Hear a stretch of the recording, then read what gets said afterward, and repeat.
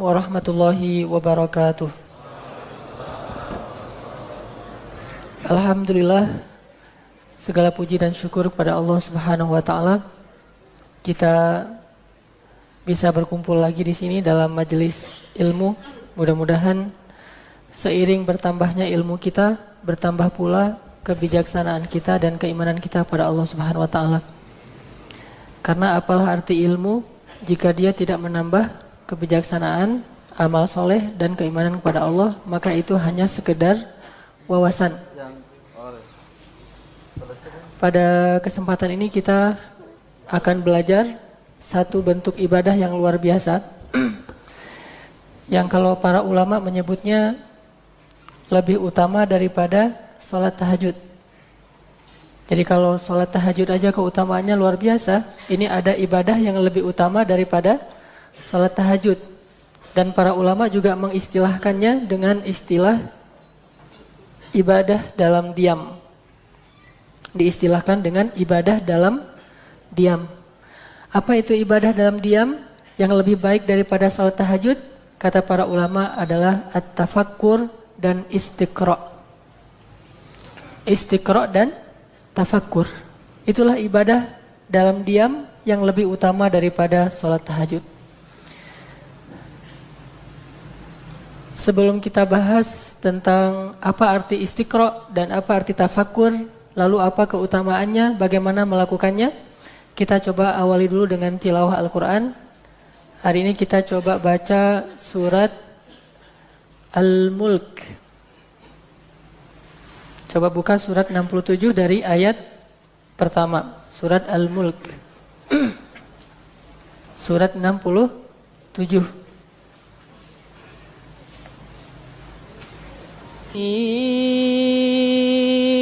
Silakan.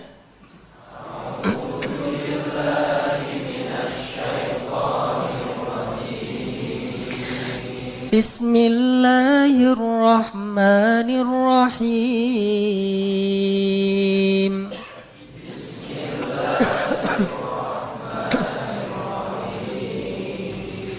Tabarakalladzi biyadihil mulku wa huwa ala kulli syai'in qadir.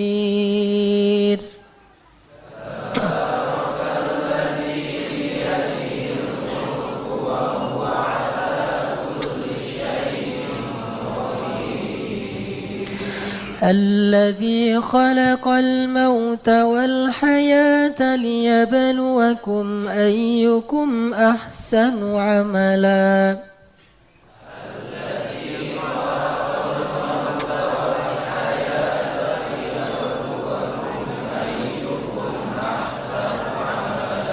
وهو العزيز الغفور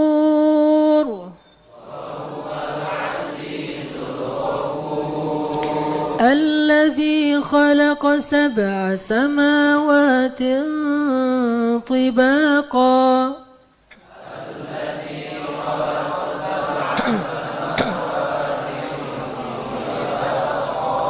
ما ترى في خلق الرحمن من تفاوت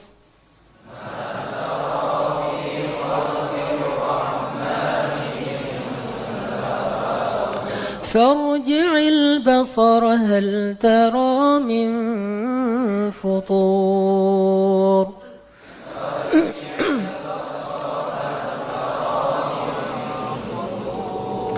ثم ارجع البصر كرتين ينقلب إليك البصر خاسئا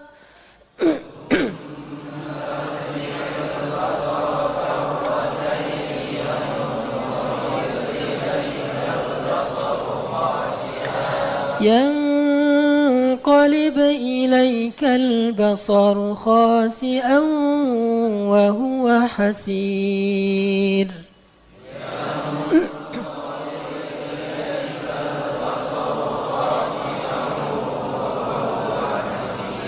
ولقد زينا السماء الدنيا بمصابيح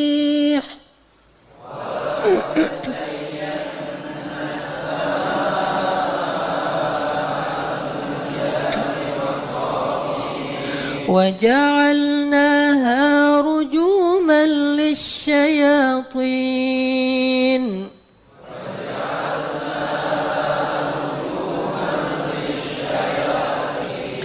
وأعتدنا لهم عذاب السعير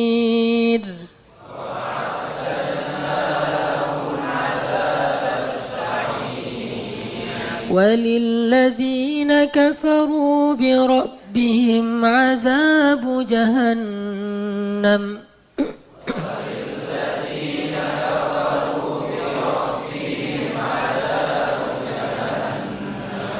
وبئس المصير.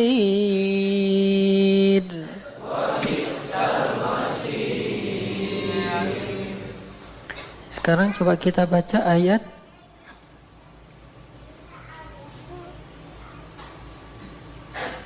19.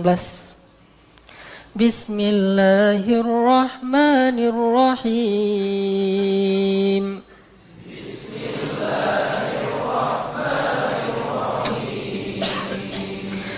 أولم يروا إلى الطير فوقهم صافات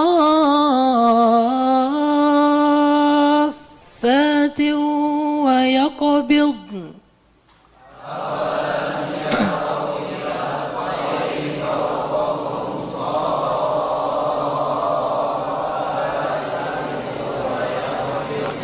أولم يروا إلى الطير فوقهم صافات ويقبضن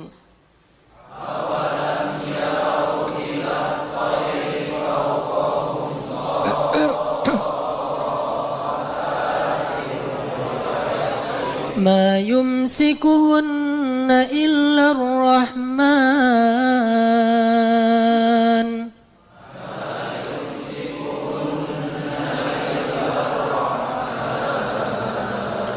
إنه بكل شيء بصير.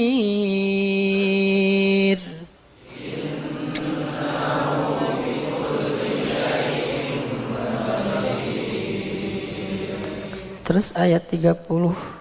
Bismillahirrahmanirrahim.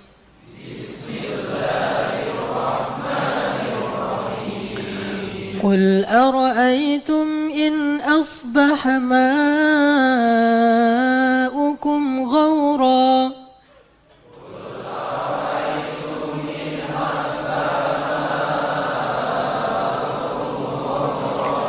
إن أصبح ماؤكم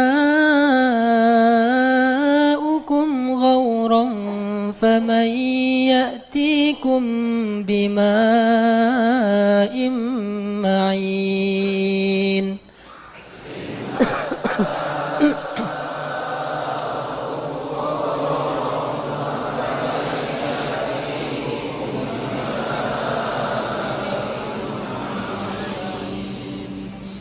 Sadaqallahul azim. Teman-teman sekalian, tafakur itu adalah salah satu hobinya Rasulullah SAW. Kenapa demikian?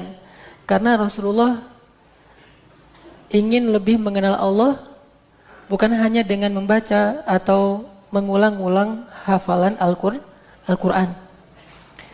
Kalau kita membaca Al-Quran lalu kita membaca tentang kebesaran-kebesaran Allah yang tertulis, maka bertafakur itu adalah membaca kebesaran-kebesaran Allah yang terpampang di hadapan kita. Dan memang seorang muslim itu harus punya hobi tafakur. Karena hobi tafakur ini pertama bisa membuat hati kita lebih lembut. Orang yang rajin tafakur, hatinya akan lebih lembut. Makanya Nabi setiap malam kalau beliau bangun tahajud, sering banget beliau keluar dari rumahnya, kemudian beliau melihat langit. Lalu beliau membacakan ayat, Inna fi khalqis samawati wal ard wa ikhtilafil laili wan nahar. Nabi baca itu di depan rumahnya sambil ngelihat langit. Beda membaca ayat itu di dalam ruangan dengan di luar ruangan. Makanya kalau misalnya kita nih lagi, saya sering banget kalau misalnya keluar pagi-pagi tuh jam 6 pagi misalnya dari daerah Pasteur menuju ke Gasibu. Itu kan ngelewatin naik ke jembatan layang ya. Dari sana tuh matahari tuh kelihatan banget indah sekali. Kemudian juga gunung-gunung yang daerah Sumedang sana kan ya. Nah dalam kondisi seperti itu sambil naik kendaraan, kadang-kadang saya suka mengatakan Subhanallah atau Masya Allah, Rabbana ma khalaqta hadza batila, atau membacakan ayat Inna fi khalqis samawati wal ard wa ikhtilafil laili wan nahar. Benar-benar terdapat apa? La ayatin liulil albab. La ayatin liulil albab. Apa itu ayat? Kalau di Quran terjemah diartikan tanda-tanda. Lebih tepatnya lagi bukti. Ayat dalam bahasa Arab artinya bukti. La ayatin, benar-benar terdapat sangat banyak bukti bagi orang yang albab. Apa itu ulul albab? Orang yang bisa memadukan akal dengan hati. Itu ulul albab. Atau ulul nuha. Atau ulul absar. Orang yang bisa memadukan pandangan dengan hati.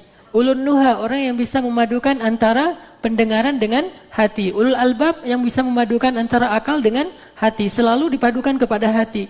Jadi ketika seseorang bertafakur, ngelihat langit dan bumi, dia sedang memadukan akalnya, fikirnya dengan hatinya. Sehingga hatinya menjadi lebih lembut dan tunduk kepada Allah Subhanahu wa ta'ala. Dan idealnya seorang hamba Allah itu memang harus jadi ulul albab, yang mampu memadukan antara intelektualitas akalnya dengan tazkiyatun nafs, dengan spiritualitas hatinya. Sehingga dari dua paduan ini akhirnya dia menjadi orang yang yazkurunallah wa yatafakkaruna fi khalqis samawati wal ard. Orang yang zadathum imana, yang selalu bertambah imannya. Dan Nabi senang banget kalau udah malam, apalagi di daerah padang pasir, dulu kan nggak ada perkotaan, sehingga ngelihat langit itu kayak kita sekarang ke tengah hutan ngelihat langit dengan bintang yang sangat banyak, bahkan terlihat lebih jelas daripada di perkotaan. Dalam kondisi ngelihat langit yang begitu indah, Nabi mengatakan Inna fi khalqis samawati wal ard wa ikhtilafil laili wan nahar la ayatin liulil albab. Nambah iman beliau, menjadi lebih lembut hatinya. Dan siapa ulul albab, orang cerdas tadi yang bisa memadukan akal dengan hati? Alladzina yadhkuruna Allah. Selalu ingat Allah. Ingat Allah itu bukan subhanallah, subhanallah, subhanallah. Itu yusabbihun, bertasbih kepada Allah. Bukan alhamdulillah, alhamdulillah. Itu bertahmid kepada Allah. Allahu Akbar itu bertakbir kepada Allah. Yang dimaksud dengan yadhkurun Allah, yadhkurun mengingat Allah dalam diam. Beribadah dalam diam, bukan hanya bertalafuz dengan zikir-zikir, tasbih, tahmid, takbir, tahlil dan seterusnya. Jadi alladzina yadhkurunallaha itu adalah orang yang selalu ingat Allah dalam setiap aktivitasnya, dalam diamnya, dalam renungannya, dalam tafakurnya. Alladzina yadhkurunallah, selalu ingat Allah. Ada apa aja dia ingat Allah, ngelihat apa aja ingat Allah Subhanahu wa taala. Ini orang yang yadhkurunallah. Qiyaman, dalam keadaan beraktivitas, wa qu'udan, dalam keadaan istirahat, wa ala junubihim, bahkan dalam keadaan berbaring ketika dia tidak berdaya, wa yatafakkarun, terus mentafakuri, terus bertafakur. Dan banyak sekali orang yang bisa bertafakur dalam kondisi-kondisi yang macam-macam. Apapun kondisinya dia tafakur. Dan dengan tafakur itu dia tazakur, selalu ingat Allah Subhanahu wa ta'ala. Dia selalu zikir kepada Allah Subhanahu wa ta'ala di dalam hati dan fikirannya, bukan dalam lisannya. Wa yatafakkaruna fi khalqis samawati wal ard. Baru setelah dia zikir dan fikir, kemudian dia bertalafuz, dia mengucapkan kalimat-kalimat pujian kepada Allah. Salah satunya mengucapkan subhanallah. Jadi keliru jika ada broadcast yang mengatakan kita, oh subhanallah ini begini, masya Allah begitu dan seterusnya. Ini takalluf, orang yang kurang kerjaan. Dan banyak sekali broadcast di sosial media dari orang-orang yang suka takalluf. Takalluf soal tulisan insya Allah ditakallufin. Takalluf soal assalamualaikum jadi ASS ditakallufin. Takalluf soal insya Allah masya Allah subhanallah dan seterusnya ditakallufin. Apa takalluf? Membesar-besarkan sesuatu yang sebetulnya bukan masalah. Itu namanya takalluf, mengambil beban yang sesuatu sebetulnya hal sepele, hal ringan, tidak usah dipermasalahkan. Termasuk, oh nggak boleh bilang kalau takjub itu masya Allah, kalau yang jelek-jelek enggak kayak gitu. Buktinya ayat itu tentang takjub. Wa yatafakkaruna fi khalqis samawati wal ard. Terus kata-katanya apa? Rabbana ma khalaqta hadza batila subhanak. Subhanak itu dalam bahasa lain adalah subhanallah. Jadi kalau kita ngelihat mentafakuri kebesaran Allah lewat ciptaan-ciptaannya, kita boleh bilang subhanallah. Kita boleh bilang masya Allah. Kita boleh bilang Allahu Akbar. Kita boleh bilang la haula wala quwata illa billah. Kita juga bisa bilang alhamdulillah. Tergantung maksud kita apa. Jadi yang membedakan kalimat ini adalah maksudnya, bukan objek yang kita lihat. Tetapi maksud kita, kalau kita bilang subhanallah, itu maksudnya semua ini tidak ada yang sia-sia, itu maksudnya. Allah itu nggak pernah sia-sia dalam perbuatannya, tidak pernah ada yang terlewat dari manfaat. Semua ini pasti ada manfaatnya. Mustahil Allah itu menciptakan sesuatu yang sia-sia. Itu pakainya subhanallah. Kalau niat kita, semua ini terjadi pasti karena kehendak Allah. Kalau bukan kehendak Allah pasti nggak akan terjadi. Kita bilang masya Allah. Kalau kita maksudnya ingin mensyukuri nikmat Allah ini luar biasa, hujan turun hari ini, kita bilang alhamdulillah. Kita juga bisa bilang hujan subhanallah. Gak mungkin hujan itu sia-sia. Ada orang yang hujan turun ngeluh, gak turun hujan ngeluh. Nah orang kayak gini nih harus sering-sering bilang subhanallah. Karena subhanallah itu adalah kalimat untuk menasehati diri kita bahwa Allah itu gak ada sia-sia dari ciptaannya, dari kehendaknya, dari apapun yang dia lakukan. Takbir misalnya itu murni takjubnya kita. Atau kita ingin mengatakan bahwa sehebat apapun semua ini Allah lebih hebat. Seagung apapun semua ini Allah lebih agung. Maka kita bilang Allahu Akbar. Jadi bukan objek apa yang kita lihat. Bukan peristiwa apa yang kita alamin. Lalu kita cocokkan dengan kalimat zikir tadi, bukan. Apa niat kita dengan mengucapkan itu. Dan kita tentunya harus paham dulu maksud dari kalimat tersebut.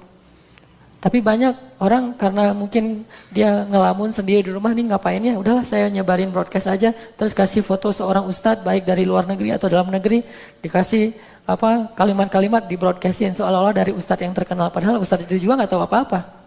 Kita, oh gitu ya, kan kita suka yang agak-agak kontroversi kan ya, akhirnya kita sebarin lagi, tersebar di mana-mana, kalem sebentar sekitar setahun 2 tahun lagi muncul lagi tuh broadcast, terus aja kayak gitu. Kenapa? Karena kurang kerjaan. Dan orang, kalau teman-teman atau para ustadz yang para pejuang-pejuang agama, pejuang dakwah, mereka akan mengatakan ini kerjaan para pengangguran dakwah.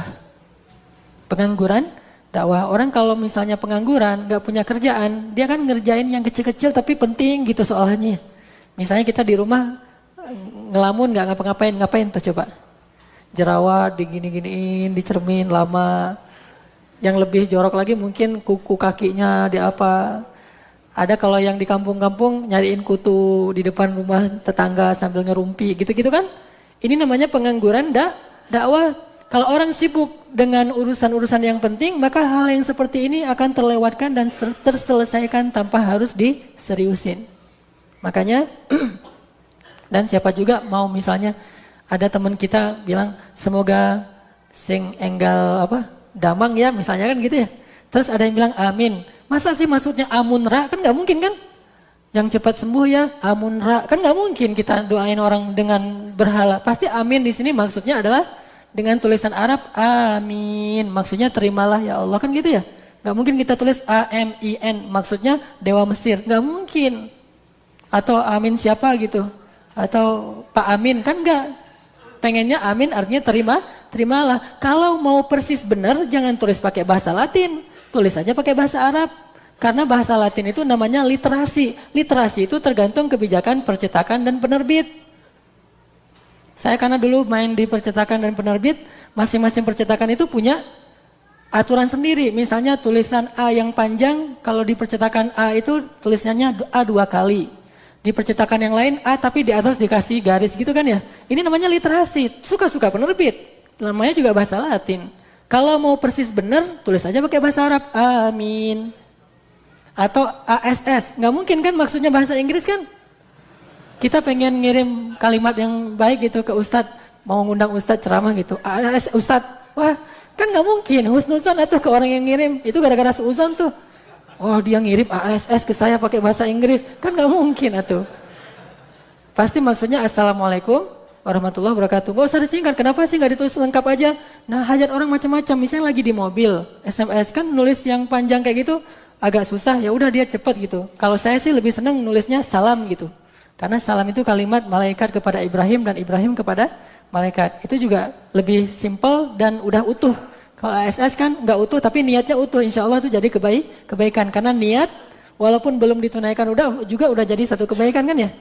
Jadi anggaplah itu nggak utuh lah itu mah. Tapi udah niat baik atau ASS ngirim salam buat kita. Ya udah kita jawab WRWB. 1+1. Artinya hal-hal yang kayak gitu mah gak usah dipermasalahin. Kalau nanti ada lagi muncul broadcast kayak gitu, balas aja takalluf. Apaan tuh? Atau ngaji ke Al-Latif biar ngerti apa itu takalluf. Baik, teman-teman sekalian, Nabi itu senang sekali bertafakur. Dan tafakur ini kata para ulama disebut dengan istilah ibadah dalam diam. Dan orang yang rajin beribadah dalam diam ini akan semakin lembut hatinya, semakin bijaksana pikirannya. Dan itu adalah salah satu cara kita untuk banyak mengenal Allah Subhanahu wa taala. Banyak tafakur. Dan coba nanti baca surat yang tadi, surat Ali Imran ayat berapa? 190, 191, minimal 190 aja. Hafal satu ayat cuma satu baris setengah. Baca itu ketika kita lagi di luar rumah. Apalagi yang senang-senang naik gunung nih.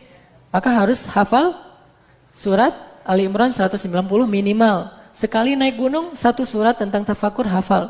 Nanti baca lagi misalnya surat Qaf, baca lagi surat Ar-Rum, baca lagi surat Az-Zariyat, baca banyak ayat-ayat tafakur. Dan rata-rata surat-surat tafakur ini turunnya di Makkah. Bukan di Makkah, sebelum hijrah, maaf. Atau disebut dengan istilah surat Makkiyah. Kenapa dia turun sebagai surat Makkiyah? Kira-kira apa pesannya? Membangun keyakinan, akidah dan iman. Makanya salah satu media agar kita belajar akidah itu bukan cuma duduk dalam taklim. Cara belajar akidah yang lebih greget lagi, yang langsung ke hati itu adalah tafakur. Taklim itu kita dapat bahan, keluar dari taklim itu kita belajar dengan melihat kebesaran Allah. Bisa di atas kepala kita, bisa di bawah kaki kita, bisa di depan wajah kita, bisa dalam bentuk yang lain yang sangat banyak.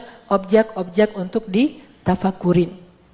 Makanya jadikan tafakur ini sebagai salah satu kebiasaan, hobi, habit orang yang mengaku beriman.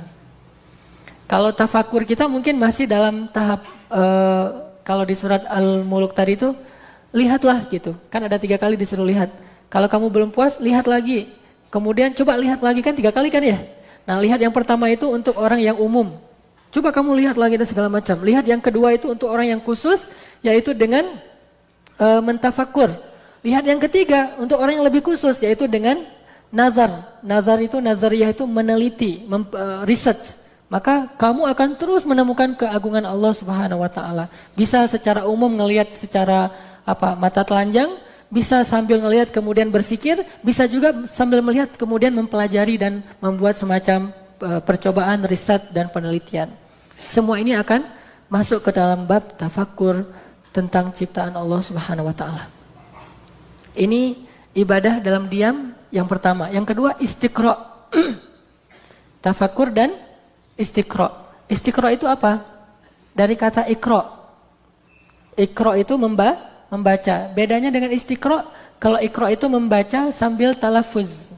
Misalnya kayak tadi, Tabarakalladzi biyadihil mulku wa huwa ala kulli syai'in qadir. Itu iqra. Kalau istiqra, Itu istiqra. Apa bedanya?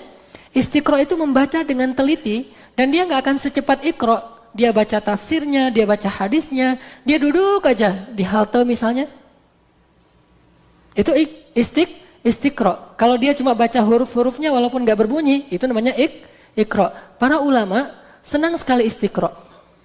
Generasi Islam masa kegemilangan di masa Harun ar-Rasyid itu orang-orang generasi tafakur dan istiqra yang luar biasa. Rajin banget membaca. Kalau di zaman Nabi emang nggak ada budaya membaca karena emang tulisan masih sedikit. Jangankan tulisan ulama, hadis aja belum boleh ditulis kecuali oleh seorang sahabat saja yang menulis hadis yang lain. Cuma boleh nulis Al-Quran. Jadi mereka nggak banyak membaca, lebih banyak mendengar.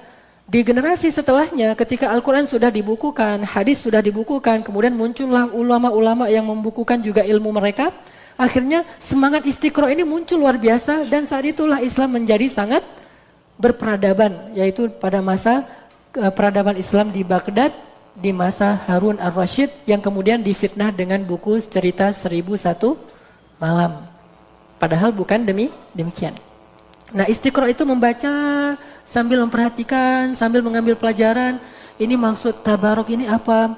Allah ala kulli syai'in qadir. Misalnya kan kita baca tadi, tabarakalladzi biyadihil mulk wa huwa ala kulli syai'in qadir. Terus kita duduk, wa huwa ala kulli syai'in qadir. Berarti Allah semuanya bisa. Enggak ada yang Allah enggak bisa. Difikirin. Itu namanya tafakkur dan istiqra. Tapi kalau cuma wa huwa ala kulli syai'in qadir, alladzi khalaqal mauta, itu namanya tilawah, iqra, dan itu berpahala. Cuma belum menambah iman, belum menambah paham, belum menambah yakin kepada Allah Subhanahu wa taala. Itulah sebabnya kenapa Nabi ketika disuruh baca oleh Jibril, Iqra, ma ana biqari, Iqra, ma ana biqari, sampai terakhir Iqra bismi rabbikal ladzi khalaq, Nabi langsung faham di dalam hatinya karena Jibril ingin memahamkan Nabi betul-betul, jangan buru-buru. Dan di dalam surat Al-Qiyamah Allah mengatakan, la tuharrik bihi lisanaka lita'jala bih. Jangan gerakkan lisanmu untuk buru-buru baca Al-Qur'an. Sama baik di dalam sholat ataupun di luar sholat. Dan yang paling hebat itu bukan yang paling cepat sholatnya. Kan ada tuh sholat taraweh. Wah, luar biasa kan ya. Itu unik banget tuh. Itu keren menurut saya tapi nggak berpahala. Keren tapi sia-sia. Kerennya apa? Kerennya unik gitu. Kok bisa sholat kayak gitu tuh bacanya apa? Paling Allah Akbar alif, Allah Akbar ba. Paling abatasa kali ya. Dia membaca huruf hijaiyah, gimana cara baca Al-Fatihah kalau kayak gitu sholatnya. Tapi itu luar biasa. Mudah-mudahan tidak ada yang terulang lagi di masa yang akan datang. Ada yang sholat cepat kayak gitu. Nah, itu nggak istiqra. Nabi aja yang udah bagus pemahamannya, akalnya sempurna, orangnya dapat wahyu langsung dari Jibril. Kata Allah apa? La tuharrik bihi lisanak lita'jala bih. Jangan gerakkan lisanmu untuk buru-buru membaca Al-Quran. Kenapa? Karena kalau kamu buru-buru, kamu nggak bakalan ngerti. Sekelas Nabi aja kalau buru-buru nggak bakalan ngerti, apalagi sekelas kita nggak buru-buru aja nggak ngerti, apalagi buru-buru. Udah baca berkali-kali, ngerti nggak? Enggak. Nah, gimana kalau bacanya secepat kilat gitu? Makanya Muslim itu harus belajar membiasakan diri istiqra, tafakur, istiqra. Dan di zaman para sahabat dulu, tafakur dan istiqra mereka itu selain dengar ta'lim, mereka mentafakuri tentang kebesaran Allah Subhanahu wa taala. Nabi ngelihat apa aja mengingatkan dirinya dan orang lain kepada Allah Subhanahu wa taala. Misalnya ada suara Nabi lagi duduk nih dengan sahabat, tiba-tiba terdengar kayak suara apa? Kayak suara petir gitu, tapi beda, bukan suara petir. Nabi bertanya, "Tahukah kalian suara apa itu?" Kata sahabat, "Pastinya Allah dan Rasul lebih tahu." Kata Nabi, "Itu suara batu neraka Jahannam yang jatuh ke dalam dasarnya 100 tahun yang lalu, tapi baru sampai ke dasarnya hari ini." Lalu para sahabat menangis. Itu namanya tafakur. Jadi ngedengar apa, ngelihat apa, kemudian ngerasain apa, semuanya diingatkan kepada Allah Subhanahu wa taala. Ini orang yang ulul albab, orang yang selalu bisa memadukan akal dengan hati dan disebut dengan orang yang cerdas. Nanti kita lanjutkan lagi setelah sholat Isya insyaallah. Sahabat-sahabat sekalian, kita lanjutkan kajian kita tentang ibadah dalam diam yang dikenal dengan istilah tafakkur. Seperti yang tadi saya sampaikan bahwa tafakkur ini adalah kebiasaan dan hobinya Rasulullah SAW. Rasulullah itu senang banget tafakur, dan kesenangan beliau dengan tafakur ini sering kemudian tertuang dalam hadis dan sirah beliau. Salah satunya misalnya ketika Nabi sedang dalam perjalanan jihad bersama para sahabat. Perjalanan itu kan panjang-panjang ya, bisa di padang pasir berhari-hari, berminggu-minggu. Tibalah mereka di satu malam di tengah padang pasir yang sangat cerah cuacanya dan sedang bulan purnama. Bulat dan sangat besar, mungkin supermoon ya, bulan purnama lagi besar-besarnya. Dan cerah gitu, nggak ada satu helai awan pun. Lalu Nabi dengan para sahabat beristirahat di padang pasir, dan ini luar biasa nih kalau ada kegiatan kayak gini. Cuma kegiatan kayak gini didapatkan oleh Nabi bukan sengaja jalan-jalan ke padang pasir ya, tapi dalam perjalanan membela agama Allah. Di tengah padang pasir Nabi duduk bersama para sahabat ngelihat bulan, pada diam semuanya menikmati bulan sambil istirahat, kan capek banget tuh perjalanannya, istirahat ngeliatin bulan, semuanya diam. Tiba-tiba Nabi bertanya, tahukah kalian seperti apa nanti orang yang beriman di dalam surga melihat Allah Subhanahu wa taala? Para sahabat mengatakan, seperti apa ya Rasulullah? Seperti kalian saat ini melihat bulan purnama. Seperti itulah nanti orang-orang yang beriman akan melihat pandangan kepada mereka kepada Allah Subhanahu wa taala. Jadi enggak ada penghalang, terang banget tapi enggak menyilaukan, tenang gitu, semuanya tertegun dan tidak berkata-kata seorang pun, semuanya tertegun ngelihat bulan. Maka nanti seperti itulah kondisi ketika semua penduduk surga yang jumlahnya miliaran itu, ada malaikat, ada manusia, ada jin, semuanya nanti ada waktu ketika Allah bertanya kepada mereka, wahai ibadi, wahai hambaku, bagaimana keadaan kalian? Kata mereka, baik ya Allah, kami semuanya mendapatkan nikmat surga. Lalu Allah mengatakan, maukah kalian aku tambahkan? Mereka bertanya, adakah tambahan setelah kenikmatan semua ini ya Allah? Kata Allah, maka aku perkenankan kalian untuk melihat wajahku. Lalu Allah membuka tabir-tabir cahaya yang menutupi wajah Allah selama ini dari makhluknya. Lalu seketika itu surga menjadi hening. Angin pun berhenti, berhembus, semuanya menjadi hening karena tertegun dan terkesima melihat wajah Allah Subhanahu wa taala. Begitu Nabi berkisah ketika sedang dalam perjalanan dan melihat bulan. Ini namanya tafakur. Dan Nabi senang banget, benar-benar melembutkan hati, menambah wawasan dan menambah hikmah atau kebijaksanaan. Ternyata kebiasaan tafakur ini memang kebiasaannya para ulama. Para sahabat semuanya senang bertafakur, termasuk Ibnu Abbas.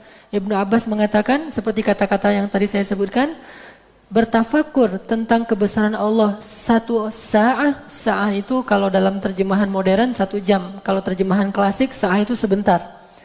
Tafakuran tafakkuru sa'atan, bertafakur dalam waktu sebentar, khairun min qiyamil lail bila lebih baik daripada sholat malam bila khusyuk, tanpa khusyuk. Kalau kata Ibnu Abbas. Jadi kita sholat malam ngantuk, kita sholat malam cepet-cepetan, kita sholat malam membaca banyak ayat Al-Quran tapi tidak tadabbur, maka sesungguhnya tafakur sebentar saja itu lebih baik daripada bacaan sholat malam yang tidak dengan tadabbur dan khusyuk. Begitu juga dengan sahabat-sahabat yang lain. Sampai ditanya tentang Nabi Isa. Ini dalam hadis tentang kisah-kisah Nabi Isa. Murid-murid Nabi Isa, Hawariyin, pernah bertanya kepada Nabi Isa, ya Nabi Allah, ya Ruh Allah, wahai Ruh Allah, yaitu Isa, setelah engkau nanti kembali kepada Allah, kan mereka belum tahu kisah akhirnya bahwa Nabi akan diangkat. Setelah engkau nanti kembali kepada Allah, apakah akan ada orang yang sepertimu di muka bumi? Kata Nabi Isa, ada. Siapa mereka? Kata Hawariyun. Kata Nabi Isa, man kana mantiquhu dzikran wa sumtuhu fikran atau tafakkuran, siapa yang ucapannya adalah zikir. Arti zikir itu memuji Allah, mengagungkan Allah. Dan siapa yang diamnya tafakur, lalu siapa yang basaruhu, pandangannya adalah ibratan, mengambil pelajaran, maka fahuwa misli, maka dia seperti aku. Artinya apa? salah satu hobinya Nabi Isa itu adalah diam sambil tafakur, beribadah dalam diam, itu hobinya Nabi Isa. Jadi siapa yang rajin mengingat Allah dengan cara subhanallah, alhamdulillah, Allahu Akbar, kemudian dia diam aja sambil memikirkan kebesaran Allah, Allah itu hebat banget, Allah itu luar biasa, Allah ala kulli syai'in qadir, Allah, diam aja. Kemudian kalau dia ngelihat sesuatu dia bisa ngambil pelajaran, itu kata Nabi Musa, fahuwa mithli, dia itu seperti saya. Itu hobinya Nabi Isa. Ada lagi orang yang ahli hikmah yang paling terkenal dalam Al-Quran, disebut dengan Al-Hakim. Siapa dia? Luqman. Luqman ini walaupun dia budak, tapi dia hakim. Jadi orang yang bijaksana itu nggak harus berpendidikan tinggi. Bisa jadi seorang budak seperti Bilal lebih bijaksana daripada seorang yang berpendidikan tinggi seperti Abu Jahal atau Abu Al-Hakam, panggilan orang-orang jahiliyah. Luqmanul Hakim, seorang budak yang satu kampung dengan Bilal, yaitu Habasyah, Ethiopia kalau sekarang. Dia itu kalau lagi nggak ada kerjaan dari tuannya, kan dia budak, maka dia senang menyendiri aja. Nggak pernah ngumpul dengan budak-budak yang lain, ketawa-ketawa, nongkrong segala macam, menyendiri aja. Sehingga tuannya suka memperhatikan, ini Luqman suka menyendiri, ngapain sih? Tuannya datang, ya Luqman, kata tuannya, innaka tudimul julus wahdak, kamu suka sekali duduk sendiri. Falau jalasta ma'an nasi kana anisin laka, kalau kamu duduk bersama orang lain mungkin kamu lebih senang. Ngapain kamu duduk sendiri, kata tuannya. Apa kata Luqman? Inna tulal wahdah afhamu lil fikri, orang yang duduk lama sendiri itu lebih membuat dia gampang memahami segala hal. Jadi nalarnya itu bagus, membangun kepekaan nalar. Jadi orang yang kata Luqman, inna tulal wahdah afhamu lil fikri, orang yang sering duduk sendiri lama bertafakur itu afhamu lil fikri, nalarnya itu jalan, mudah memahami segala hal, dia bijaksana. Wa tulal fikri dalilun ala tariqil jannah, dan banyak berfikir itu, maksud berfikir di sini adalah memikirkan kebesaran Allah, dalilun, petunjuk atau jalan menuju ke jalan-jalan surga. Sehingga para ulama mengatakan ternyata itulah rahasia hikmahnya Luqmanul Hakim. Dia selalu tafakur, sehingga Luqman itu kalau kita baca di dalam ayat dan hadis, semua ilmu yang dia sampaikan ke anaknya itu bukan hasil belajar, tapi hasil tafakur. Beda ilmu hasil belajar dengan hasil tafakur. Ilmu hasil belajar disebut alim atau alim, sedangkan ilmu hasil tafakur disebut hakim. Jadilah orang yang alim dan hakim, banyak ilmu dan bijaksana. Sehingga dipadukanlah antara alim dengan cara istiqra, hakim dengan cara tafakur. Kalau kita baca hadis-hadis tentang Luqman tuh banyak banget tafakurnya. Misalnya Luqman lagi jalan, ketemu ngelihat orang-orang lagi pada berdagang. Lalu Luqman bilang ke anaknya, ya bunayya, wahai anakku, tahukah kamu perdagangan yang gak mungkin rugi? Anaknya bertanya, apa itu wahai ayah? Perdagangan mereka semua ini bisa untung bisa rugi, tapi ada perdagangan yang gak mungkin rugi, kata Luqman kepada anaknya. Perdagangan seperti apa? Berdaganglah dengan Allah. Ini tafakur, ngelihat apa aja muncul hikmah. Sehingga Luqman pernah menasihati anaknya, wahai anakku, ilzam itu artinya rapetin ulama dan ahli hikmah. Dari mereka kamu akan melembutkan hati dan belajar mengenal Allah. Rapatlah dengan ulama dan ahli hikmah. Ulama itu yang banyak ilmu, ahli hikmah itu yang banyak tafakuran. Dan kadang-kadang ketemu di satu orang ilmu dan hikmah sekaligus, seperti para anbiya. Luqman, seperti para anbiya, Nuh, Dawud, Sulaiman, Rasulullah Muhammad, Isa, Musa, dan yang lain-lainnya. Terus Luqman jalan lagi, ngelihat ayam jantan, tafakur lagi. Terus kata Luqman kepada anaknya, ya bunayya, wahai anakku, jangan pernah mau kalah dengan ayam jantan ini. Kata anaknya, gimana maksudnya bisa kalah dari ayam jantan? Kata Luqman, dia telah bangun sebelum malaikat turun, menunggu datangnya malaikat, lalu dia berkokok ketika datangnya malaikat, sementara engkau masih terlelap. Jangan mau kalah dengan ayam jantan. Tafakur lagi tuh. Jalan lagi terus ketemu dengan biji-bijian yang jatuh dari pepohonan. Kemudian Luqman berkata, dan ini direkam di Al-Quran, ya bunayya, wahai anakku, ada apa wahai ayah? Coba kamu ambil biji itu. Diambil biji ini. Kalau seandainya kita sembunyikan di langit ketujuh, atau kita sembunyikan di dalam bongkahan gunung batu, atau kita sembunyikan di dalam perut bumi, sesungguhnya Allah maha tahu di mana kita menyembunyikannya. Karena Allah latifun khabir. Dia memahamkan anaknya tentang akidah lewat tafakur. Allah maha tahu segala sesuatu yang kita sembunyikan. Jalan lagi. Lalu ketemu dengan orang yang lagi ngumpul-ngumpul nongkrong, kata Luqman, wahai anakku, tahukah siapa yang paling baik untuk kita jadikan teman berkumpul? Kata anaknya, siapa wahai ayah? Yang tadi, ulama dan ahli hikmah. Janganlah engkau meninggalkan majelis mereka sebelum mereka berdiri. Janganlah engkau berdiri sebelum mereka berdiri gitu. Ini luar biasa, makanya disebut Luqman wa atainahul hukmah. Kami berikan dia walaqad ataina Luqmanal hikmah. Kami berikan dia hikmah. Begitu juga Nabi Yahya. Nabi Yahya itu hikmah banget. Sampai Allah mengatakan wa atainahul hukmah sabiyya. Dari kecil tuh udah ahli tafakur. Dan apa yang ditafakurin Nabi Yahya? Nabi Yahya itu suka mendengar nasihat dari ayahnya Zakaria, lalu belajar Alkitab. Kitab apa yang dipelajari Yahya?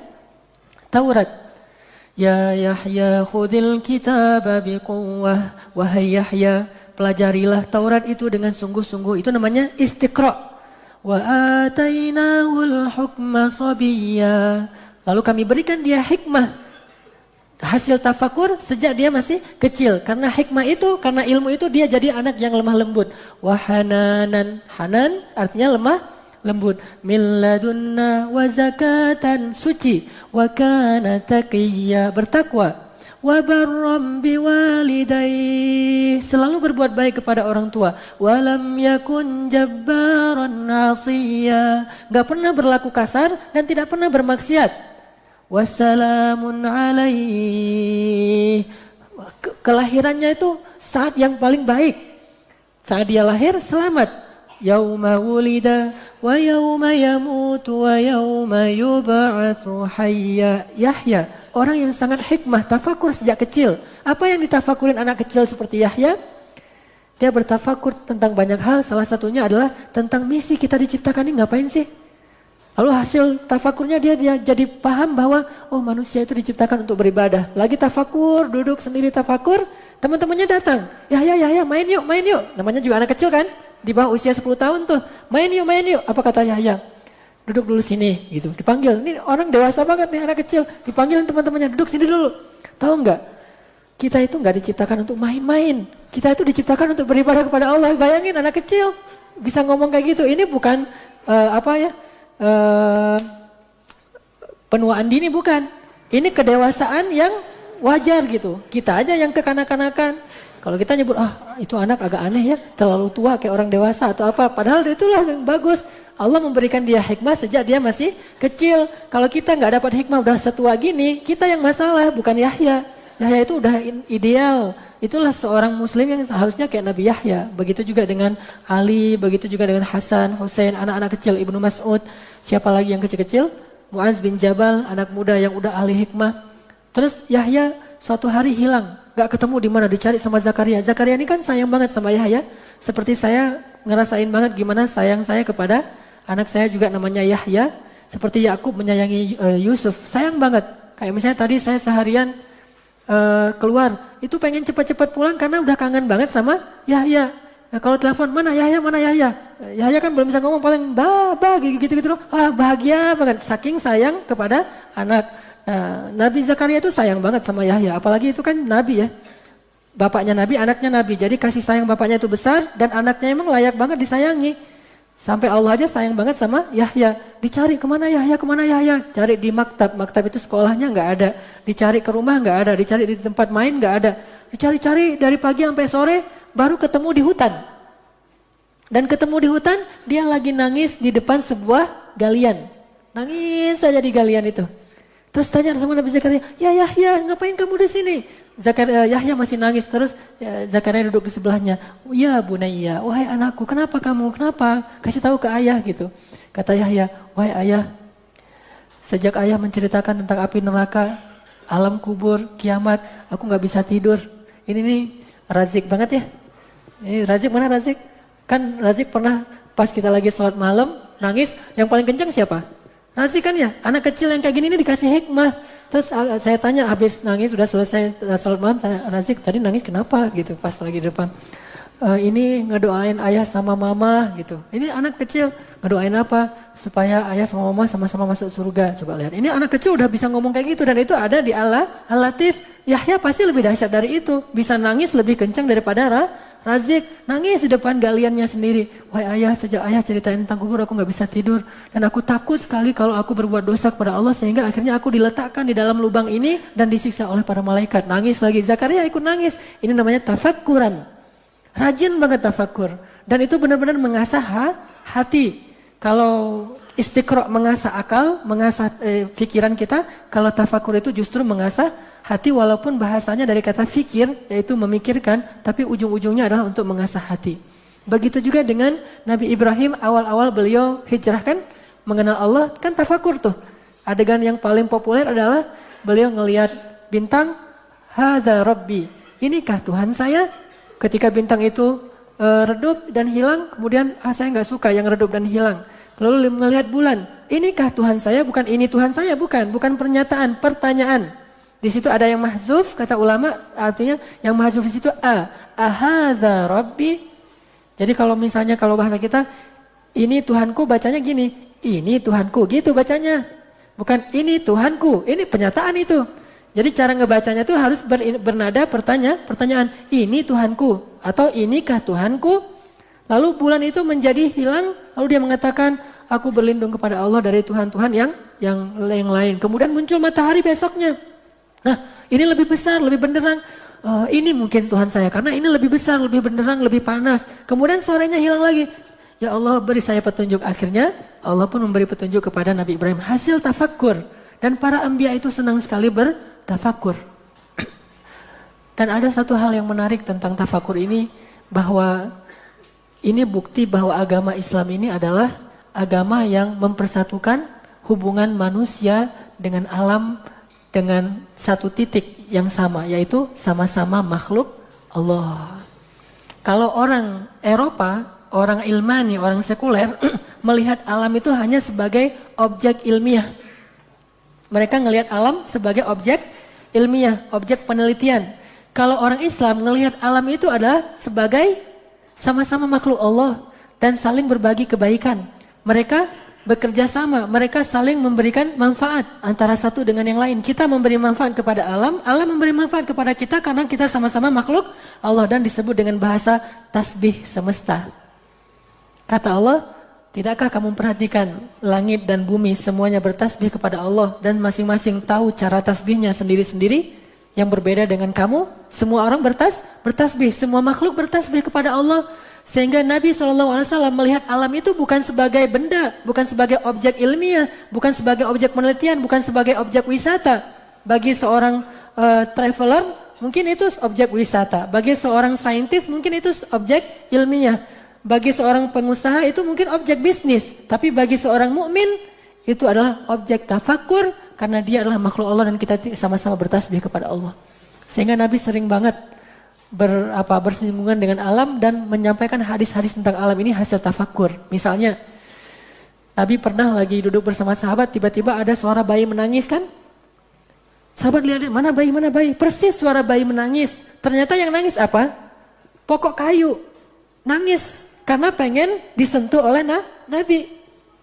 Bayangin, kayu aja pengen disentuh oleh Nabi. Nabi sentuhin saya dong, sentuhin saya. Maksudnya kayak gitu tuh, cuma bahasanya bahasa pohon. Dia nangis tuh kayak bayi. Terus para sahabat, ya Rasulullah, mana bayi? Kemudian Rasulullah mendekat dengan pohon kayu itu, kemudian membelainya. Nggak ada lagi suara tangisan bayi. Nabi mengatakan, kalau tidak aku belai dia, maka kalian akan mendengar dia menangis sampai hari kiamat. Lihat bagaimana alam dengan manusia itu bersinggungan. Sangat dekat sekali hubungan kita dengan alam. Dan alam itu tidak pernah kufur kepada Allah. Yang kufur kepada Allah itu cuma jin dan manusia. Selain jin dan manusia tidak ada kufurnya. Tapi itu kucing nyuri ikan di dapur. Kucing itu nggak dikisos gara-gara curi ikan di dapur. Kenapa? Apakah disebut nyuri? Nggak disebut nyuri. Kucing itu nggak disebut mencuri ikan. Kucing itu makan ikan di dapur. Kenapa nggak disebut mencuri? Karena hewan bukan makhluk mukallaf. Apa makhluk mukallaf? Bukan yang terbeban syariat. Sehingga nggak ada cerita, kenapa itu kucing kakinya puntung sebelah? Kemarin habis dipotong, habis nyuri ikan. Nggak ada itu. Yang dicuri ikan misalnya arwana lagi kan itu mahal. Udah potong aja tangannya sebelah gitu, yang kanan dulu. Ntar kalau nyuri lagi kaki kiri. Itu mah kisah untuk manusia. Karena apa? Manusia itu kena beban syariat karena dia berakal. Makhluk yang lain tidak kena beban syariat. Nggak ada cerita itu apa sapi itu jahat. Kenapa? Makan rumput tetangga. Sapi makan rumput siapa aja nggak ada dosanya. Karena mereka tidak disebut bermaksiat kepada Allah. Yang bermaksiat kepada Allah cuma jin dan manusia. Jadi semua makhluk itu nggak ada yang berbuat jahat. Hanya mungkin dia merasa terganggu, mungkin dia panik, mungkin dia apa segala macam. Memang mungkin dia lagi lapar, akhirnya makan manusia. Makan apa itu? Bukan karena dia berbuat salah, tetapi karena ada masalah yang membuat dia seperti itu. Yang jelas makhluk semua itu adalah partnernya manusia untuk sama-sama bertasbih menyembah Allah.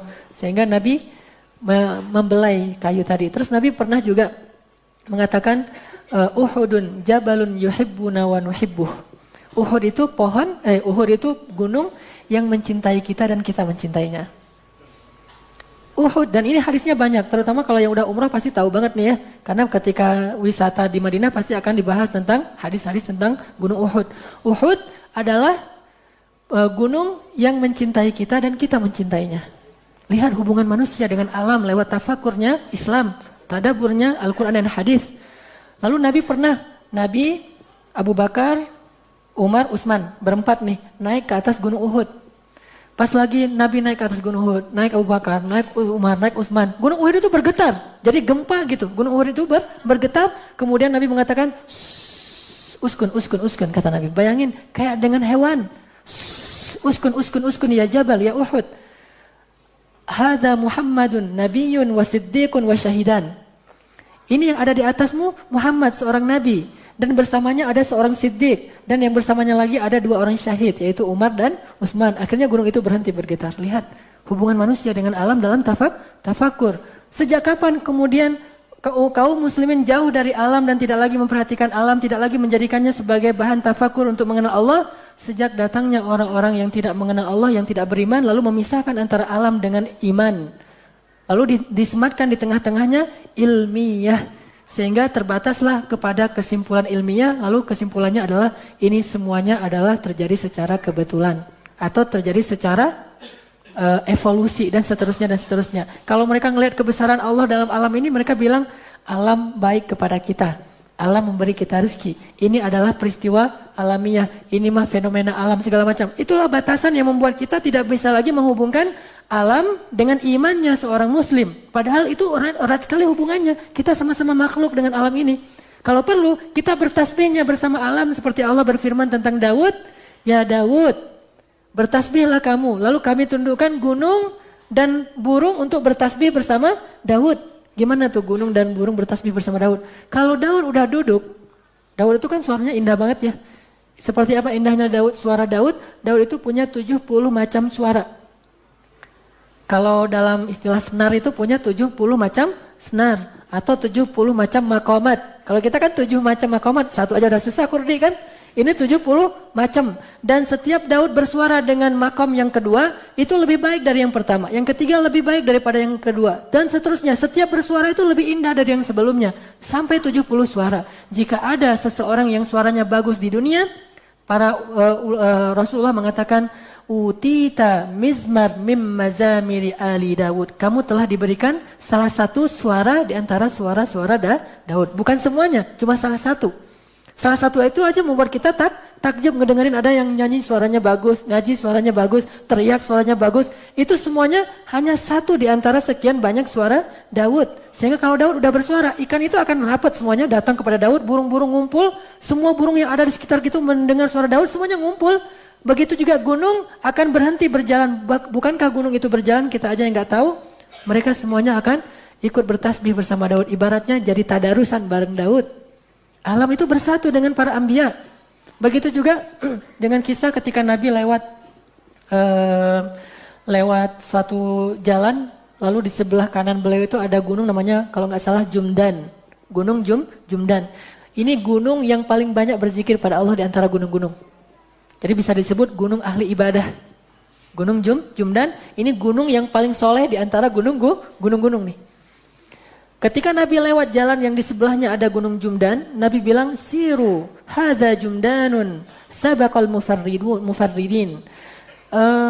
berjalanlah kalian. Di sebelah kita ini ada Gunung Jumdan loh ya. Jadi Rasul kayak jadi pemandu wisata. Ini Gunung Jumdan, tapi pemandu wisata spiritual. Ini Gunung Jumdan. Dia telah mendahului para mufarridun. Para sahabat bertanya, "Man hum mufarridun ya Rasulullah?" Siapa mufarridun? Mufarridun itu az-zakirin Allah katsiran waz-zakirat. Orang yang banyak berzikir kepada Allah, laki-laki dan perempuan. Ternyata gunung ini lebih banyak berzikir kepada Allah daripada manusia. Jadi Nabi memperkenalkan alam ini semuanya hidup dan bertasbih kepada Allah, dan beliau berdampingan dengan mereka. Beliau tahu betul gerak-gerik mereka. Begitu juga ketika Nabi naik ke atas kendaraannya, Nabi duduk di atas mimbarnya, kayu, batu, semuanya. Ini bahkan ketika awal-awal kenabian yang saya cerita di cerita Khadijah kemarin, "Ya Muhammad, saya batu." "Ya Muhammad, saya kayu. Kamu kan Rasulullah, kenalin saya." Semuanya pengen kenalan dengan Rasulullah. Kalau perlu semuanya pengen selfie sama Rasul. Saking semuanya hidup gitu, pengen kenalan sama Rasul, pengen disentuh sama Rasul, pengen punggungnya didudukin sama Rasul, semuanya. Makhluk Allah Subhanahu wa taala, laba-laba, hewan, tumbuh-tumbuhan dan yang kita nggak kenal banyak sekali semuanya ingin bertemu dengan Rasulullah. Begitu juga nanti dalam hadis tentang orang yang dicintai Allah, ulama, orang yang ahli ilmu, apa kata Nabi? Ini hadisnya banyak. Inti dari hadis ini yang sama di antara semua hadis ini adalah semua alam semesta itu akan berdoa untuk ulama, ahli ilmu, dan orang yang dicintai Allah. Tapi hadisnya beda-beda, tapi intinya sama. Bahkan hud itu apa? Ikan yang ada di laut, dan juga dud itu apa? Ulat, hewan yang paling kecil yang ada di dalam dasar sungai, semuanya akan berselawat. Selawat ini artinya meminta ampun, berdoa untuk orang yang menyebarkan ilmu, mencari ilmu, dan orang yang dicintai Allah. Lihat alam. Alam itu nggak dukung kita.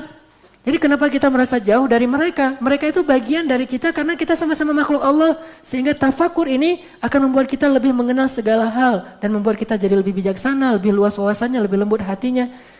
Begitu juga dengan Nabi Ibrahim. Ketika Nabi Ibrahim masukkan ke dalam api. Bukankah api itu juga makhluk Allah? Dan Nabi Ibrahim faham betul tentang hakikat itu. Sehingga ketika Nabi Ibrahim masuk ke dalam api, Nabi Ibrahim santai-santai aja. Kenapa? Karena dia tahu ini makhluk Allah, ini beriman kepada Allah. Kalau saya terbakar, berarti emang saya layak dibakar. Kalau saya nggak layak dibakar, dia nggak akan membakar. Dia nggak pernah berbuat maksiat. Jadi kalau kita masih kebakar api, emang kita layak. Emang kita banyak dosa. Jadi itu bukti bahwa kita itu pantasnya di dalam neraka. Kalau Nabi Ibrahim itu nggak pantas dalam neraka, karena emang api juga nggak mau bakar beliau. Itulah sebabnya kita nggak usah sok-sok jadi Ibrahim, karena kita bakalan kebakar. Kalau kita misalnya udah taruh tangan kita, nggak kebakar, alhamdulillah berarti saya udah suci banget nih. Tapi nggak ada orang kayak gitu. Cuma para anbiya yang kayak gitu. Ibrahim itu nggak akan dibakar api karena api nggak mau bermaksiat pada Allah. Kalau ada yang terbakar itu wajar. Mudah-mudahan itu jadi kifarat. Dosa-dosanya ada yang meninggal terbakar, ada yang dibakar segala macam. Kok api jahat banget sih ngebakar manusia? Padahal itu orang yang muslim, mukmin. Dia tidak bermaksiat pada Allah. Dia membakar dosa-dosanya dan mudah-mudahan itu jadi kifarat sehingga tidak dibakar lagi di akhirat. Dan kita kalau mau coba diri kita dibakar itu pasti kebakar karena kita banyak dosa. Batu hajar abiyat aja jadi hajar aswad gara-gara kita kan aslinya hajar abiyat, batu putih yang cahayanya itu seperti mentari. Yang Nabi Ismail turun dari Jabal apa itu? Saya lupa nama gunung yang ada di sebelah Masjidil Haram yang sekarang jadi istana raja tuh. Nah, Jabal Kubais ya. Dari Jabal Kubais itu Nabi Ismail kan dapetin batu itu dikasih sama Jibril. Itu batu itu terang banget sampai akhirnya Ismail menutup batu itu dengan jubahnya supaya tidak silau gitu. Saking benderangnya batu Hajar Abiyat. Kemudian dibawa kepada Ibrahim, "Ya ayah, saya dapat ini dari malaikat." Pas dibuka Ibrahim juga sial, ditaruhlah di pojok Ka'bah. Dan waktu ditaruh di pojok Ka'bah, siang dan malam itu sama aja waktu itu. Gak ada malam, gak ada siang, sama aja. Karena siang ada matahari, malam ada batu hajar abiyat. Terang terus menderus, tapi gak panas gitu. Lama-kelamaan redup, setelah sekian ribu tahun jadilah hajar aswad banget. Aswad banget, kenapa? Karena yang dosa-dosa semuanya cium hajar aswad sih. Makanya saya gak mau cium hajar aswad, ketahuan dosanya. Ada yang nempel gak bisa lepas-lepas, saya mau ketempel Ustaz gak bisa lepas. Oh berarti emang kamu disukai banget sama hajar aswad karena dosanya banyak mungkin gitu ya. Saya sampai berapa kali umroh dan haji belum pernah cium hajar aswad karena crowded dan segala macam. Sekaligus saya takut ntar ketempel di situ kan ketahuan Ustaz ternyata banyak dosa ketempel di hajar aswad. Artinya Ibrahim tahu betul api itu makhluk Allah dan tidak akan bermaksiat. Sehingga Allah mengatakan ya narkuni bardan wassalaman ala Ibrahim. Begitu juga dengan Nabi Yunus. Ketika Nabi Yunus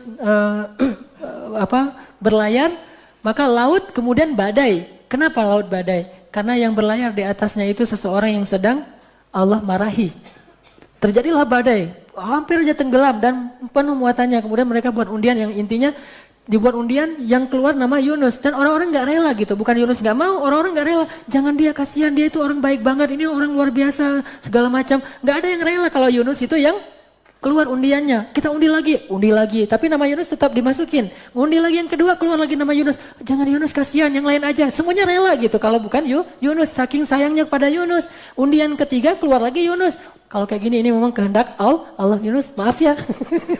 Yunus nyemplung deh. Masuk ke dalam laut, dimakan sama ikan. Ikan itu kan makhluk Allah. Dan dia disuruh oleh Allah bukan ngunyah Yunus. Kalau untuk ngunyah Yunus, Allah gak akan ngutus Hud. Allah akan ngutus hiu atuh. Tapi Allah ngutus ikan Hud bukan untuk mengunyah Yunus, untuk memberi pelajaran kepada Yunus. Akhirnya Yunus masuk ke dalam perut ikan dalam 3 kegelapan. Kegelapan malam, kegelapan lautan yang dalam, dan kegelapan perut ikan. Fi dzulumatin salas. Dalam 3 kegelapan yang bertumpuk-tumpuk. Yang bahkan jarinya aja nggak kelihatan. Yunus di situ sendiri meringkuk di dalam perut ikan, kemudian mengatakan zalam tu nafsi, subhanaka inni kuntu minaz zalimin. Subhanaka inni kuntu minaz zalimin terdengar sampai ke langit ke-7, dan kemudian aras bergetar. Para malaikat pembawa aras tanya, ini ngapain sih aras kok getar-getar gini? Kalau bahasa saya namanya, kenapa ini bergetar gitu? Kemudian Allah mengatakan itu karena suara hambaku Yunus yang meminta ampun kepadaku. Kemudian seluruh malaikat mengatakan, ya Allah ampuni dia. Semuanya minta ampun untuk Yunus. Kemudian Allah mengatakan, kalau gitu aku ampunkan dia. Setelah itu ikan membawa Yunus ke pantai dan memuntahkannya. Ini semuanya makhluk Allah bekerja untuk Allah, bertasbih kepada Allah. Begitu juga dengan lautnya Musa. Ketika Musa, baik laut ataupun sungai sama itu. Ketika Allah berfirman kepada Ibu Musa, hanyutkan dia ke sungai Nil. Nil itu makhluk Allah. Bahkan kata Nabi, Nil dan Efrat, 2 sungai surga yang ada di muka bumi. 2 sungai surga yang ada di muka. Jadi kalau pada pengen ngelihat gimana sungai surga, nggak ada di Indonesia. Pergilah ke Irak dan ke Mesir. Di situ kita akan ketemu dengan sungai surga. Dan siapa yang minum Nil, air sungai Nil, berarti dia sudah minum air sungai surga. Alhamdulillah saya udah minum air sungai Nil banyak tuh. Malah kelelep lagi tuh. Jadi udah pernah kelelep di sungai surga, kan keren tuh ya, kelelep di sungai surga. Nil, dihanyutkanlah Nabi Musa kecil. Nah ketika Musa kecil dihanyutkan, sungai Nil itu menuruti perintah Allah. Wahai Nil, bawalah Musa itu ke istana Fir'aun. Nil gak pernah protes. Ya Allah, gak salah, istana Fir'aun maksudnya. Gak ada gitu. Sami'na wa ata'na. Nil bawa Musa ke istana Fir'aun dengan adegannya selesai. Kemudian nanti ketika Musa besar, diuji dengan yang lebih besar dari Nil, yaitu Laut Merah. Dan ketika berhadapan dengan Laut Merah, Allah lagi berfirman bahwa Laut Merah itu menyelamatkan Nabi Musa, menolong kaum muslimin, menolong Nabi Musa. Begitu juga dengan kejadian-kejadian yang lain sampai Nabi Musa dapat 12 mata air yang membelah Sinai yang padang pasir menjadi padang rumput. Ini semuanya tafakur bahwa alam itu adalah bagian dari makhluk Allah dan bagian dari kehidupan kita sehari-hari.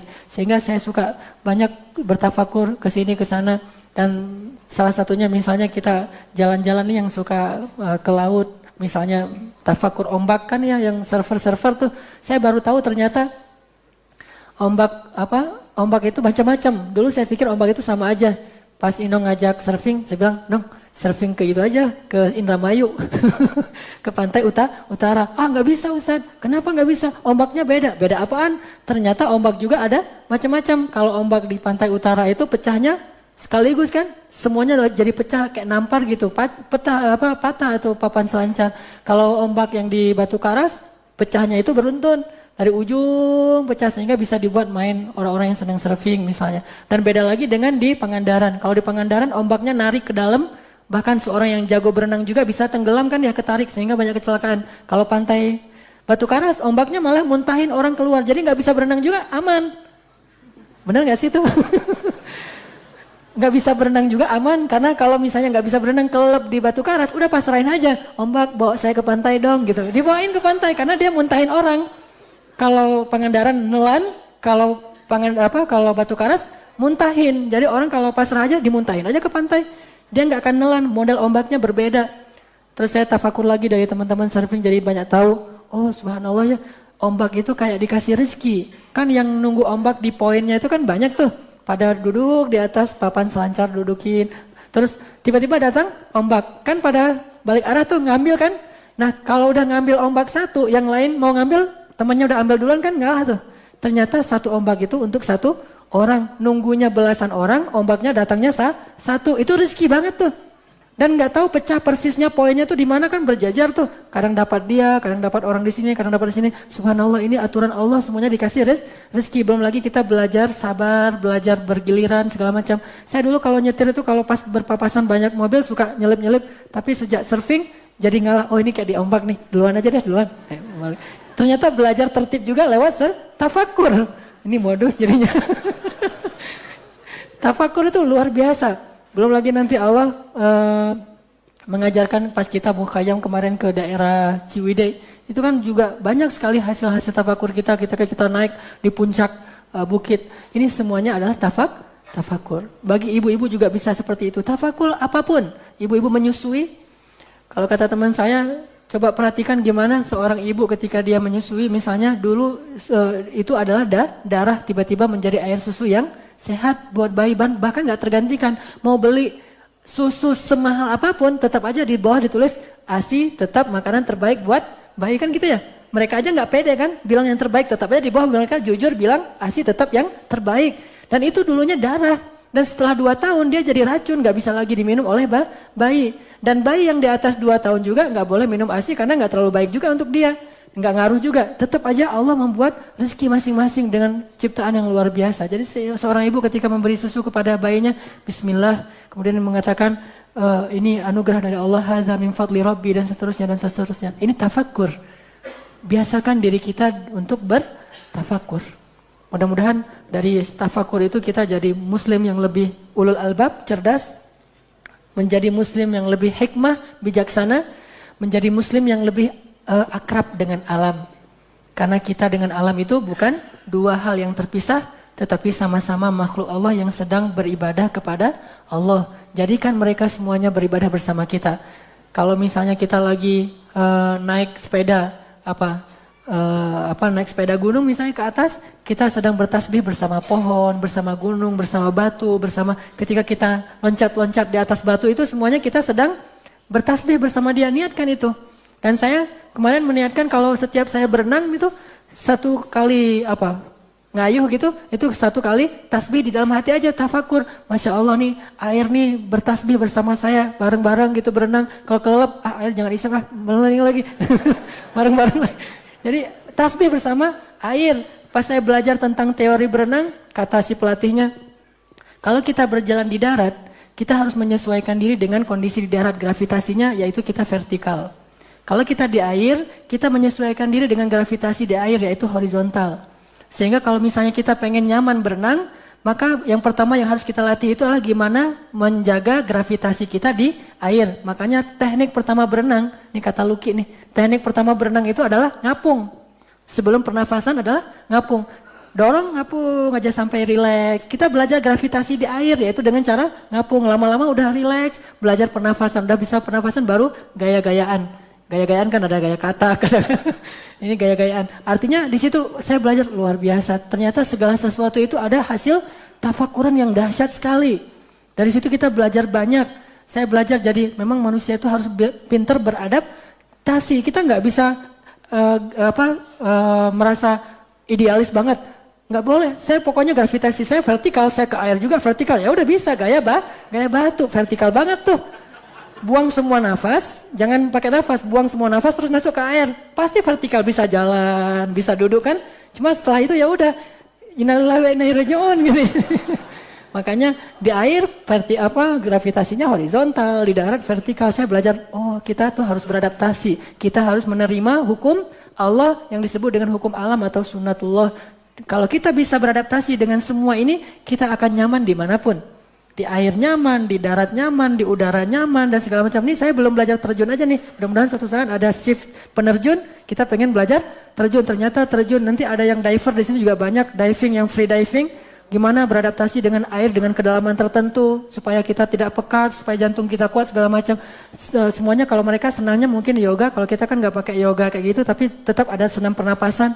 Ini semuanya tafakuran. Jadikan alam ini sebagai kitab tebal untuk mengenal Allah Subhanahu wa taala, lalu kita bisa menjadi orang yang lebih bijaksana insyaallah. Itu tentang pentingnya beribadah dalam diam-diam beribadah, yaitu tafakur dan istiqra. Mudah-mudahan ini jadi kebiasaan kita, jadi semangat lagi nih keliling dunia. traveling dan juga mukhayyam ke laut atau berenang atau apapun lah. Udah ada modus yang lebih keren kan sekarang ya. Ngapain tuh ke laut? Tafakur.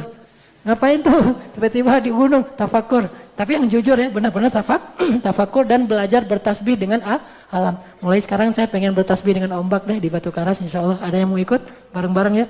Ntar pas kita naik di atas papan tuh, kita dengan ombak bareng-barengnya tasbih kita berdoa tuh. Kan enak tuh bertasbih dengan ombak seperti Nabi Musa, bertasbih dengan burung dan seterusnya. Mudah-mudahan bermanfaat. Mari kita tutup dengan sama-sama berdoa. Mudah-mudahan majelis kita ini diberkahi Allah, dirahmati Allah, dan mudah-mudahan kita menjadi seorang hamba yang lebih dekat kepada Allah. Bismillahirrahmanirrahim. Alhamdulillahi rabbil alamin. Hamdan yuwafi ni'amahu wa yukafi'u mazidah. Ya Rabbana lakal hamdu kama yanbaghi li jalali wajhikal karim wa 'azimi sultanik. اللهم صل وسلم وبارك على سيدنا محمد وعلى آله وصحبه أجمعين. اللهم اغفر لنا ذنوبنا يا غفار. اللهم اغفر لنا ذنوبنا يا غفور. ربنا ظلمنا أنفسنا وإن لم تغفر لنا وترحمنا لنكونن من الخاسرين. اللهم اغفر لنا ولوالدينا وارحمهما كما ربيانا صغارا. اللهم انصر الإسلام والمسلمين. اللهم انصر المجاهدين. ربنا هب لنا من الصالحين. ربنا هب لنا من أزواجنا وذرياتنا قرة أعين واجعلنا للمتقين إماما. اللهم إنا نسألك رضاك والجنة ونعوذ بك من سخطك والنار. اللهم إنا نسألك الهدى والتقى والعفاف والغنى. اللهم ارزقنا علما نافعا وقلبا خاشعا ورزقا طيبا وعملا متقبلا. اللهم أرنا الحق حقا وارزقنا اتباعه وأرنا الباطل باطلا وارزقنا اجتنابه. اللهم أصلح لنا ديننا الذي هو عصمة أمرنا وأصلح لنا دنيانا التي فيها معاشنا وأصلح لنا آخرتنا التي إليها معادنا واجعل الحياة زيادة لنا في كل خير واجعل الموت راحة لنا من كل شر. ربنا إنا نعوذ بك من عذاب جهنم. اللهم إنا نعوذ بك من عذاب جهنم ومن عذاب القبر ومن فتنة المحيا والممات ومن شر فتنة المسيح الدجال. Ya Allah, anugerahkanlah kepada kami hikmah dan ilmu, dan jadikanlah hikmah dan ilmu itu sebagai jalan bagi kami untuk mendapatkan ridha-Mu ya Allah. Ya Allah, ajarkanlah kami apa yang Engkau ajarkan kepada Nabi-Mu. Ajarkanlah kepada kami apa yang Engkau ajarkan kepada para sahabat Nabi-Mu. Ajarkanlah kepada kami apa yang Engkau ajarkan kepada Adam alaihissalam. Ya Allah, anugerahkanlah kepada kami hati yang lembut, jiwa yang tabah, dan kehidupan yang berkah ya Allah. Jadikanlah setiap langkah-langkah kami tafakkur. Jadikanlah setiap langkah-langkah kami adalah amal solih. Jadikanlah setiap pandangan mata kami, setiap pikiran akal kami, setiap pendengaran telinga kami, setiap denyut nadi kami, dan setiap perasaan di dalam jiwa dan hati kami adalah mengingat Engkau ya Allah ya Rabbal Alamin.